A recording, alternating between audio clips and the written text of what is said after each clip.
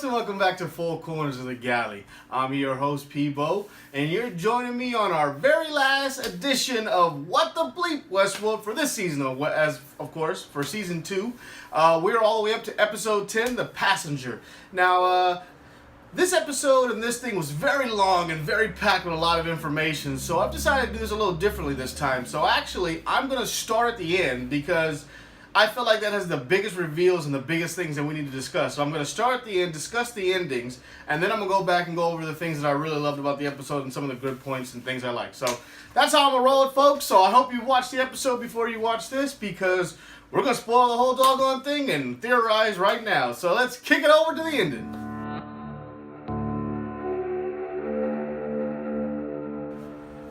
Alright, guys.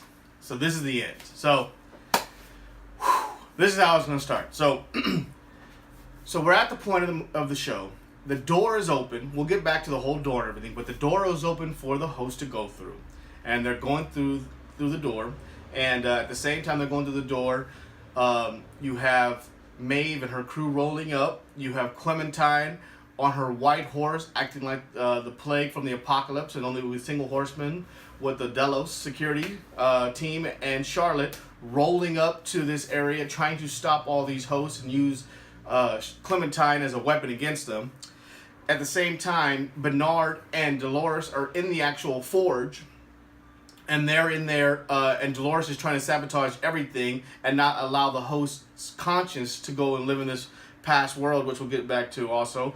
And things about to go crazy. So Bernard, out of nowhere, pulls out the gun and tries to stop Dolores after she smashed the whole console and the whole deal, and he ends up shooting her dead in the head. He just kills her right there because he has to stop her. So he ends up fixing it so that the door can continue to pull the people through that they need to pull through before the end. And as the door is closing so he can protect everybody, he removes Dolores' CPU, because you see him dig his hand in there, and I guess he puts Peter Abernathy's in his place. So he takes Dolores' CPU, which we find out he's going to use, obviously, and he goes back outside and meets up and sees all the dead hosts everywhere, and meets up with Elsie. And Elsie's like, oh, come with me, Bernard, and I'll help you out, and we can get past this. And he can't believe what's going on.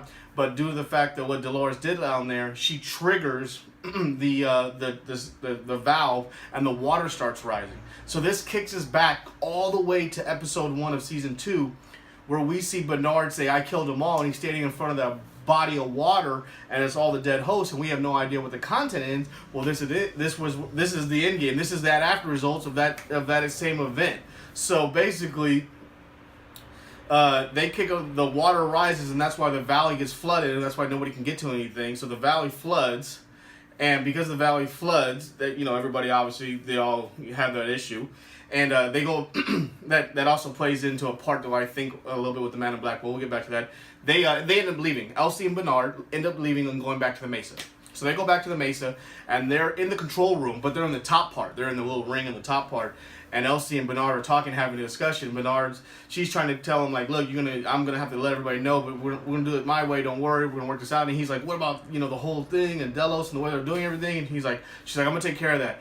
And he's about to try to convince her. She goes, freeze all motor functions, and she stops him and makes him sit there. So no one sees that they're up there. So Elsie goes down to talk to Charlotte and tries to basically convince her that, like, what are you going to do about all this? I was here. I saw all these people get murdered. These hosts, these robots turn on you. So Charlotte basically sees it and knows, I guess she's read her bio about Elsie and knows that she's not going to help her in any capacity. So Charlotte kills Elsie right then and there. And at this point, Elsie's the only one that knows that Bernard is a host, because this is the previous timeline. There's only 2 timelines. There's a current timeline, which we'll get to in a second, and then there's the main timeline, which is everything that happened after the events of season 1, the big incidents. Basically the big party problem and everybody being spread out and everybody scattering into the different directions in their different ways, but they all end up at the end of the valley at this point. So Charlotte ends up killing Elsie.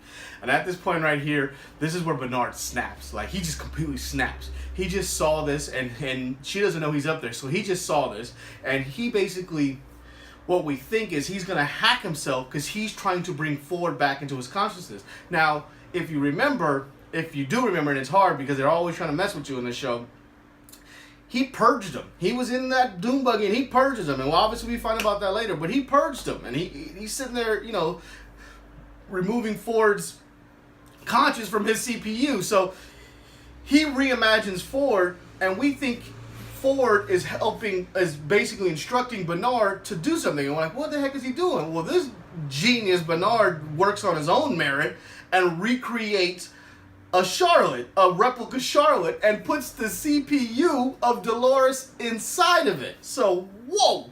So this comes back, so you see Charlotte dumping the body with the Delos security, and freaking her doppelganger rolls up and says, you always want to live forever, and then just shoots her, and it's freaking Dolores back from the dead. I mean, bam! So basically the way it sets up is, everything we see when Bernard lands back on the water, which he obviously plans himself, and we meet back up with Carl and the Delos security, and then Charlotte there, that's not Charlotte. That's host Charlotte with Dolores inside of the CPU. I mean, that's just wild. Dolores is watching herself do all the old killings too when they show it in the video. I mean, just boom. I love the spin back. I mean, as crazy as this season's been and as much back and forth as the season is done, I like that they're giving us a nice, tight, crazy bow on it and cleaning up all the stuff. So I do enjoy that part of this whole thing. So, whoo! All right, so now we have a dead Charlotte, a real dead Charlotte, and Dolores inside of Charlotte. And when this big reveal pops out is when we kick to the current timeline, and he goes, you did it, and he looks over and he goes, sorry, and then you click and it's Charlotte shooting everybody and killing everybody because she's Dolores, because she's reborn. I mean, it's just wild. I mean, it's wild. Obviously, they get the CPU out because it's Dolores inside of Charlotte, and she goes and grabs the CPU out of the dead Dolores because she knows it's in there, obviously because of the whole whatever, you know, she knows it's in there, and then she ends up killing everybody. That is just absolutely wild. I mean, just wild. So they end up, so new body Charlotte, new body Charlotte is with new body Charlotte Dolores. I don't know how to do this. Dolores Charlotte, you know, Dolores inside of Charlotte's body turns to Bernard and was like, yeah, you're not gonna make it either, and bam, and shoots him. So you're like, damn. Obviously, crazy Wyatt, the bringer of death, is just does not care. But she does have a change of heart, which you get to, which is great right there. And she changes her mind about the host and trying to not let them live in a great consciousness by themselves. She actually takes the satellite and beams them away and sends them away so they can be safe. But before she does that, she does this great thing where she takes Teddy's CPU and puts him inside of that program, so now his consciousness can live with the rest in this, you know, euphoria that they can create on their own will. So I thought that was a great thing. At least she made sure she took care of Teddy, because Teddy had to go through all that pain with her. So I love that part. So then, okay, so after all this, she leaves, and then she's in Charlotte's body, obviously, and we're in the current timeline, and we're in the current time, and she goes to leave, and she comes up to the river or wherever they're at, and you have the Delos team, and they're escorting people back and forth, and they're about to take all the actual board members and get them out of there, and Charlotte's about to go. Well, there's Charlotte's about to go, and Stubbs rolls up on her, and then Stubbs is just pissed, and he's getting in her face talking about how, you know, you're gonna pay for this and yada yada yada, and then he tells him, you know, the old man hired me, and you're like, huh? He's like, yeah, the old man hired me himself, and my job is tasked to keep the safety of all the hosts on this island. That's my job, all the hosts on this island. I mean, and you're like, wait a second, he was hired by the old man. If he was hired by the old man, he'd be way older now. Whoa, this is where you find out that Stubbs is a host, and Stubbs knows about all the other hosts. So he knew that Bernard was a host, but he also knows that this Charlotte is not Charlotte, and it's really a host Charlotte with, I don't know if he knows it's Dolores inside, but he knows it's a Charlotte. So he ends up letting her pass, and you're like, whoa, so Stubbs is a host. That completely blew my mind. Now, if you don't believe me, I think it is, because that's exactly what I got out of it. She ends up leaving. And what she ends up doing is she actually goes to Arnold's home he built in the real world, because she's destined to take out all humans, of course, because we'll get to that part too. She goes and actually recreates and rebuilds Bernard. And then rebuilds her body for herself too. Now the one thing I do not know, and I'm still lost on, is who is in Charlotte's body now? What CPU is in there? Because if she put her CPU, I don't know how she put her CPU back in. That one confuses me. I don't know how Dolores got back in her body without that.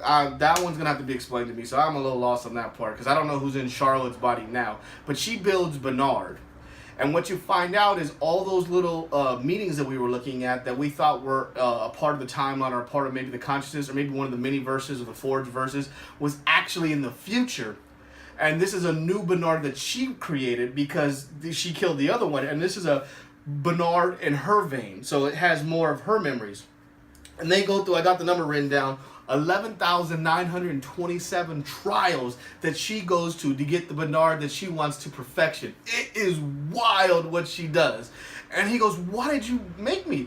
And basically she says, I need you to be my yin to my yang. I'm going to be the supervillain, but you need to be the superhero to try to stop me. And that's what I got out of that. So I thought that was just crazy that she rebuilt him only to have him help to stop her. So, whew. Man, I mean, if that wasn't enough, I mean, they give you all that, and you're like, wow, what a finale. Then they give you an epilogue, because, you know, you get that dope little line from Mr. Ford also, Dr. Ford also, when he's talking to Bernard, he goes, what are we doing? He goes, an epilogue. Well, you get even a deeper epilogue. After the credits roll and you get that whole thing, you get a William Man in Black scene, because the last time you see William, when he gets his hand shot off because of the whole thing, he's going down the elevator, and you don't see him again. My theory is he goes down that elevator and he's trying to get to where they're at, but he's so slow at it and gets down there, the whole water floods and I think he drowns and dies. So when he does get in that elevator, the actual time that we see him, he's now in the system, because this is the place where he always dies and he can't get past it in this program. That's my reading behind it. I could be completely wrong, but I love his reaction when he gets down there and sees it's like a desert, and it's all deserted and looks all crappy, and then out of nowhere rolls up his daughter Emily, and the first thing he says, dang, I'm in it.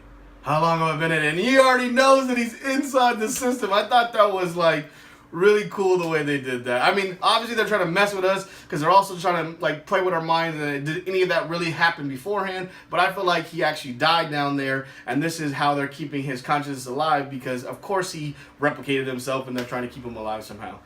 Oh, that's what I think, guys. I don't know. You can tell me, give me your comments, like, subscribe, please tell me. That's what I'm reading. Alright, so that's the wild ending. So now I'm going to kick it over to the big finer points that I did like about this episode and how we're going to finish out the season. So let's kick it over to the other stuff. Woo! Alright guys, so here's my little thing I did with this one. This episode's an hour and a half, and yeah, I know you don't want to listen to me talk for 20-30 minutes as I ramble on about some nonsense. I don't want to do that either. So I went over some of the finer points. So I just gave you the big ending and my thoughts on the big ending and how I feel like it's all ending.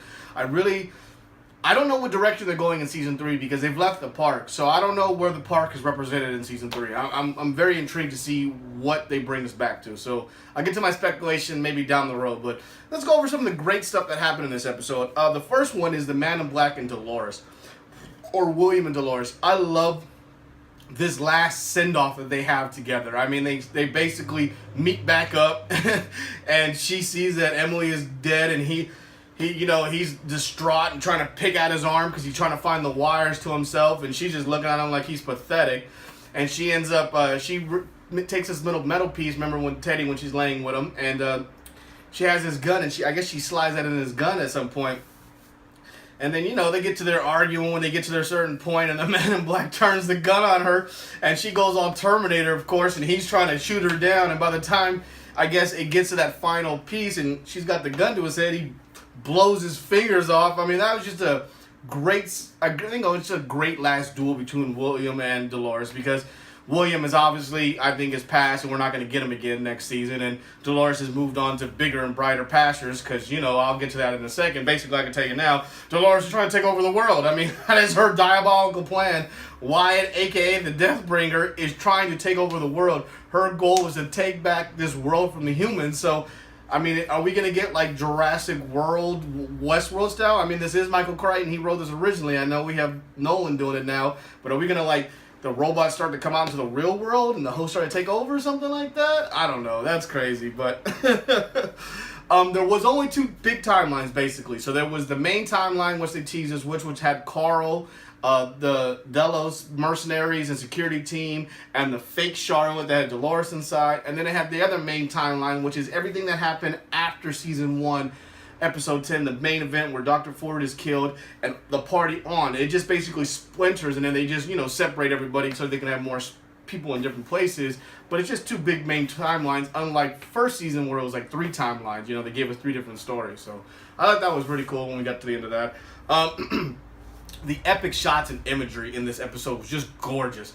You had basically the Ghost Nation leading the host across the desert, and it looked like Moses leading the people across the Red Sea, trying to get to the water on the other side. You had Clementine, and she was riding the white horse like the apocalypse, and she was like the 4 horsemen, but she was one. But I felt like she was plague because whatever she touched, they instantly started fighting with each other. It was like a symbolism of plague, like they were just instantly she rolled by and everybody wanted to kill each other. I thought that was just crazy. I love some of the shots, especially the May one. Oh, some of the things are just beautiful, beautiful, beautiful. And with the freaking imagery and the thing, we get this amazing, there actually was a doorway. I mean, I thought that was probably the coolest thing is Dr. Ford created this thing for them to get to it, and it was straight up like going into heaven, like the doorways of heaven opened, and these people ran in, and they left their bodies like you would if you were dying, left your body, and your consciousness went to heaven like your soul going up to heaven. It was like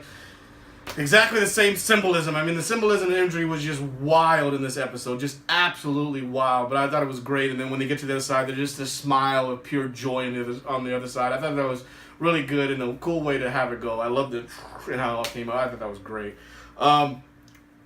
Another cool thing was when we get to the Forge and you get down there, and obviously we go back into our cool little mini verses that we always do.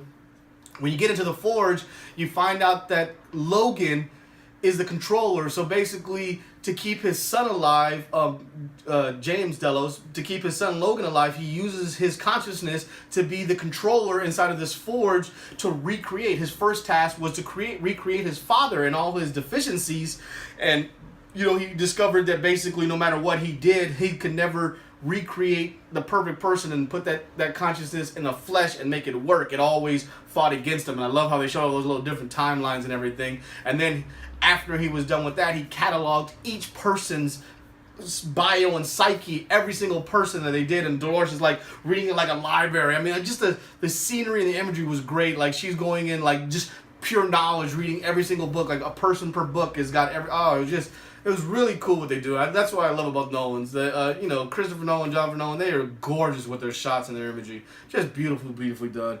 And then my favorite thing, the crew is back, baby. Yeah, May gets her crew. She also has a cool little scene. So this guy thinks he's going to kill Maeve, and Maeve's not going out like that. We all should know that. She's got super Jedi powers, and she ends up using all the dead hosts all around, and they attack him and kill her, and then re-put her back together like some RoboCop style stuff, and then she rolls out, and you get that great shot that we've been seeing in the trailer, but we haven't seen yet, with the bulls running through and hitting the Delos security men and just knocking them out one by one, and she's rolling past them. That's what I'm saying, just the beautiful imagery. And then the crew rolls in like, hey, and she's like, what took you guys so long? I love that everybody was back. Oh, the other big thing, the doorway. I love when you get to the doorway and they're all saying, oh, the door, and you have Felix and Sylvester, and they're like, what doorway? What the heck are they talking about? What doorway? So humans couldn't see the doorway. I also love that. So only the host could see the doorway and the humans could not see the doorway.